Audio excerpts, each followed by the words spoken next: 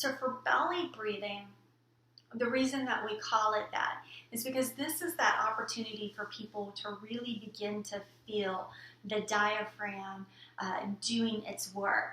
And so when the diaphragm is being used, okay, remember that when we're inhaling, it drops down, and when we're exhaling, it comes up.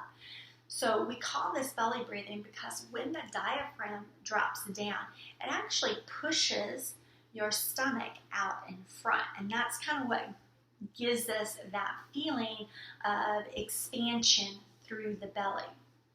But it's just simply meaning that the diaphragm is dropping down and filling with oxygen. Okay, but we call it belly breathing because it's easier to say than diaphragmatic breathing, and people can connect into that better.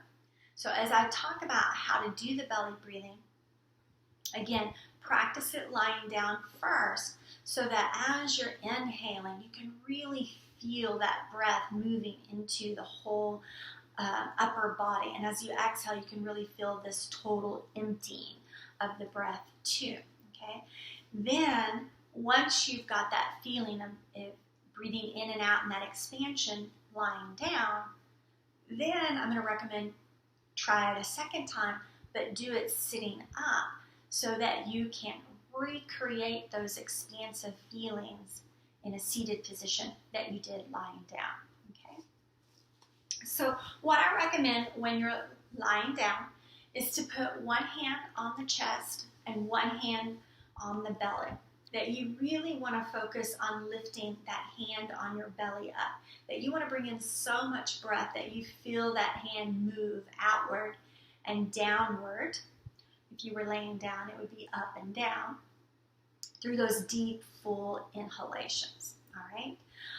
Now, something to remember when we're practicing belly breathing is your handout shows a picture of a vase, all right? And it's narrow at the top, and then it drops open into a bigger bowl at the bottom. So visualize, if you can, taking some water and pouring it into that vase and noticing the path that the water takes. It goes through the narrow neck first, fills up the bowl, and then comes back up out through the neck. When you're doing belly breath, the breath takes the same path. So when you inhale, you are going to feel movement under the hand that's on the chest. We can't bypass the chest to get the breath down in the belly. So there will be movement up here, and there will be movement down here. But we want the biggest movement to be underneath the hand that's on your belly. Okay. One hand on the chest, one hand on the belly. We're going to inhale through the nose. And we're going to really focus on that hand pushing up. And then exhale.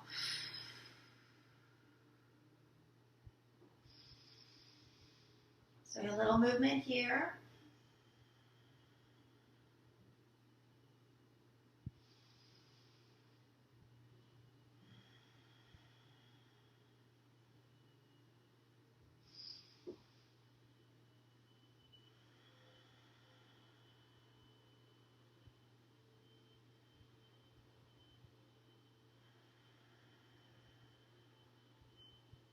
All right, I want you to go ahead, pause the video, lie down, hand on your chest, hand on your belly, and just practice some of that deep belly breathing where you are lying on the mat.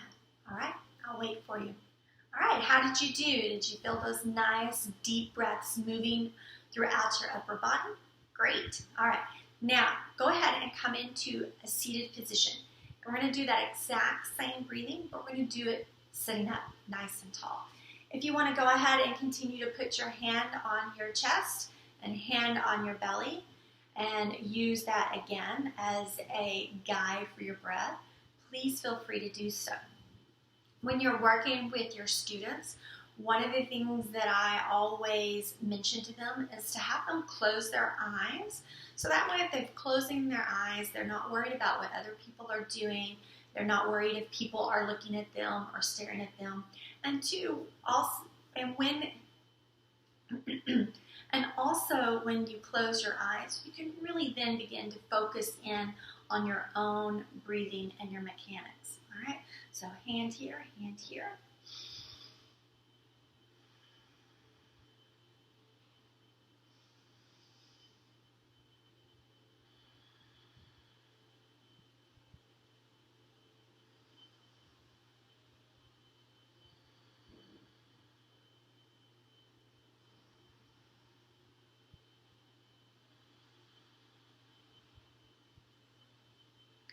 Again, when you practice that belly breathing in the seated position, it is going to feel like a little bit more effort to make those big inhales and exhales because we're in a seated position with the abdominals and the backs engaged. Okay?